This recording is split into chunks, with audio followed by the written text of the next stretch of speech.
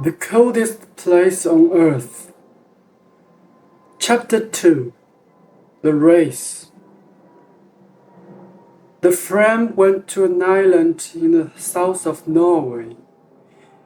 It was a very little island with only one small wooden house, 2 trees, and nearly 100 dogs. "Look at that,"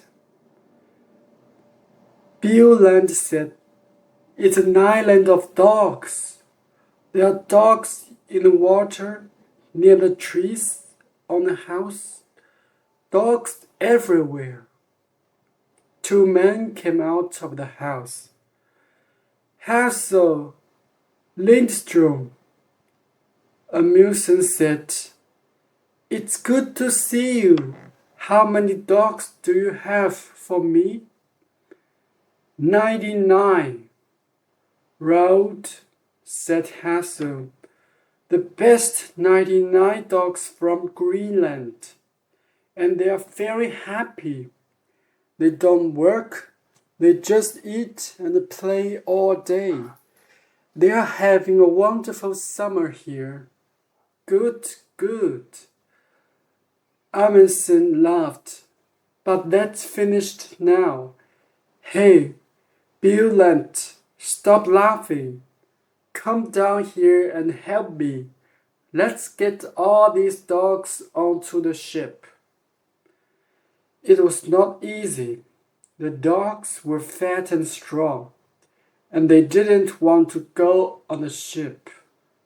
But at last, after 3 hours' hard work, all 99 were on the ship, and the friend went out to the sea again. The man was not happy. The weather was bad. The dogs were dirty, and some of the men were ill. They began to ask questions.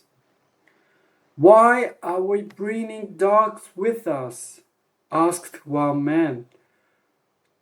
"Johnson, we are going hundreds of kilometers south, past Cape Horn, and then north to Alaska. Why not wait and get dogs in Alaska?" "Don't ask me," said his friend, Helmer Hansen. "I don't understand it." The man talked for a long time. Then, on September 9th, Amundsen called everyone to the back of the ship. He stood quietly and looked at them. Behind him was a big map. It was not a map of the Arctic. It was a map of Antarctica. Bioland looked at Helmer Hansen and laughed. Then Amundsen began to speak. "Boys," he said, "I know you are unhappy. You often ask me difficult questions, and I don't answer. Well, I'm going to answer all those questions now, today. We began to work for this journey 2 years ago. Then we wanted to be the first man at the North Pole. But last year, Perry, American, found the North Pole. So America was first to the North Pole, not Norway. We are going there, but we are too late." "I don't understand this," Bioland thought. "Why is Amundsen talking about the North Pole with a map of Antarctica behind him?" Amundsen stopped for a minute and looked at all the men slowly. No one said nothing. "We have to go a long way south before we get to Alaska," he said. "Very near Antarctica, you know, and Captain Scott, the Englishman, is going to the South Pole this year.